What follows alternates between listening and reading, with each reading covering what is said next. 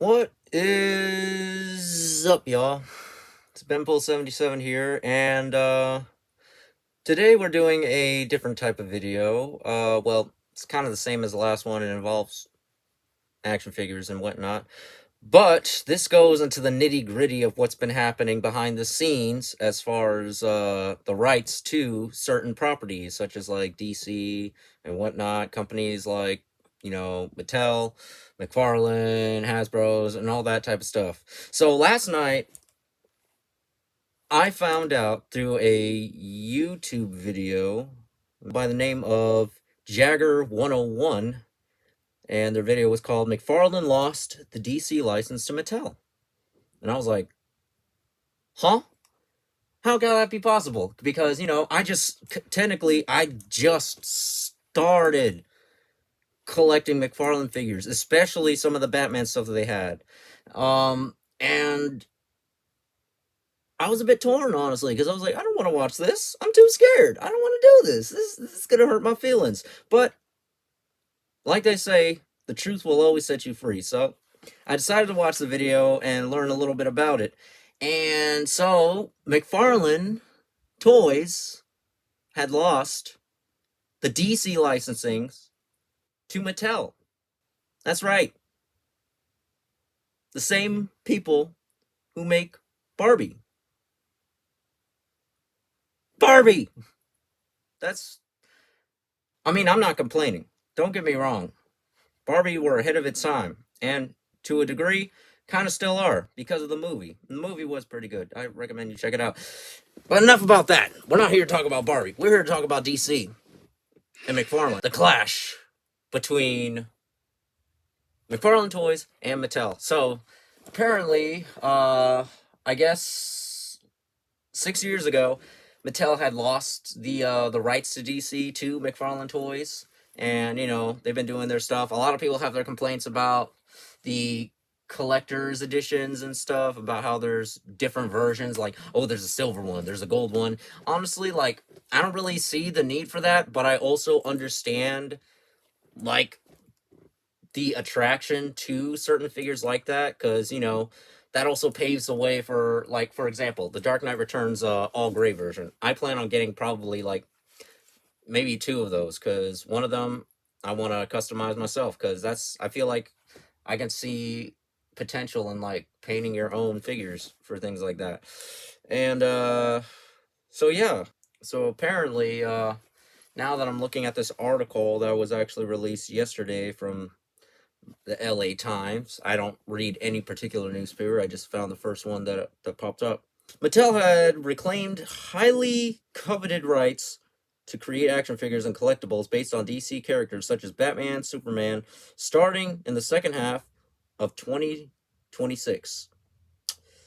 Let's see. Mattel lost the huge global licensing rights 6 years ago to develop and market some DC-related toys to rivals Spawn Master and McFarlane Toys. Mattel was still allowed to produce DC-themed toys aimed at girls and preschoolers. Oh, that makes sense because,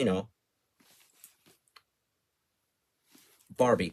But, as it goes on to say that in 2024, Mattel's net sales were $5.4 billion in a 1% drop compared with the same period the year before.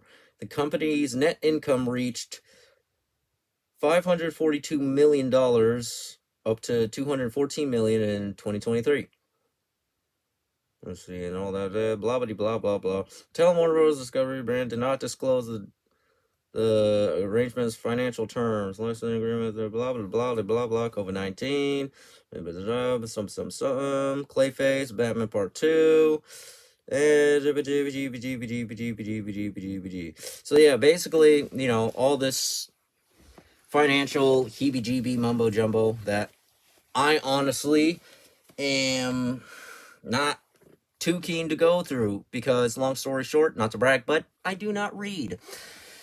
So, even though McFarlane isn't going to be producing any more of the DC figures, I'm still probably going to be collecting them, even the ones that are considered, outdated. Because, there's a lot of charm to some of these figures, and I love some of the articulation that he's done. Now the capes, it would have been so much better because this is one that a lot of fans criticize McFarlane about. And McFarlane, I hope you watch the show. And yes, it would cost a little bit extra, but come on, cloth and wired capes, man. Please.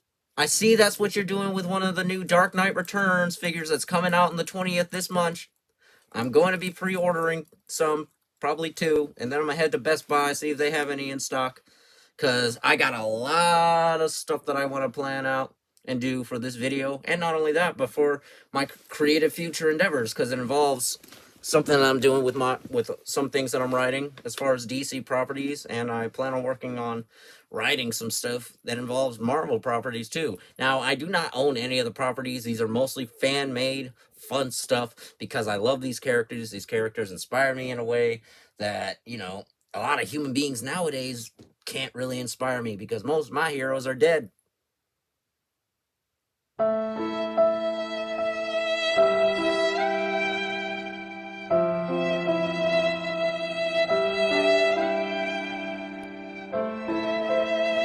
But yeah.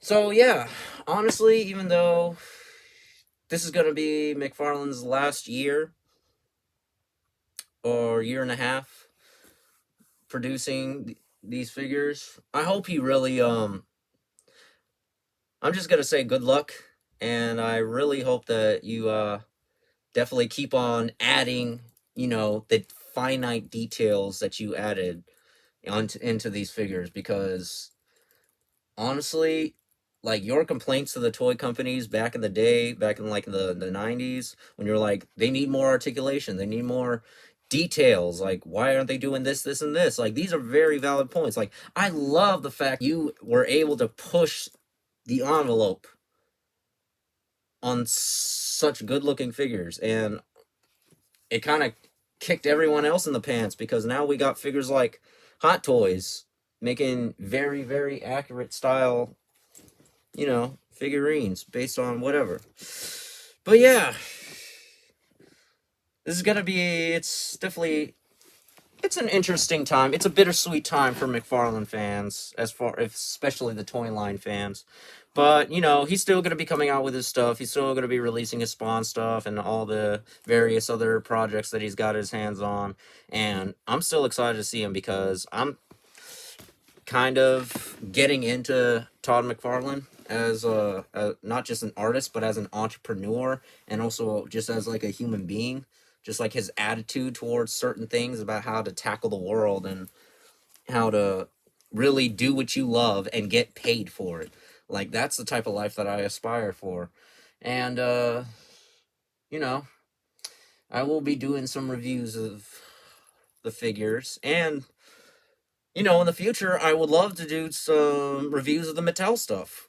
You know, see how it compares to stuff now, stuff then, stuff way back when. But yeah, I hope you guys enjoyed this video. If you did, make sure to leave a like, comment, subscribe, and if you didn't like it, make sure to comment anyway. Let me know what I can do better, or what else that you would like me to do. But, you know, I'm gonna still keep doing my own thing. Just let me know how I can make it better, I guess. But yeah, this is BenPool77 with the BenPool77 Show, and I will see you guys later, and God bless. Back from the dead.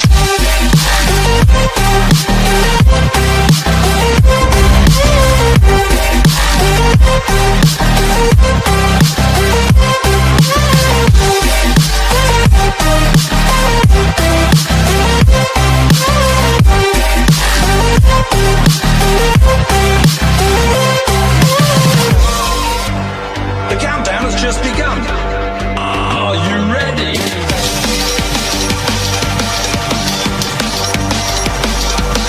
Let's go. Now we're back from the dead.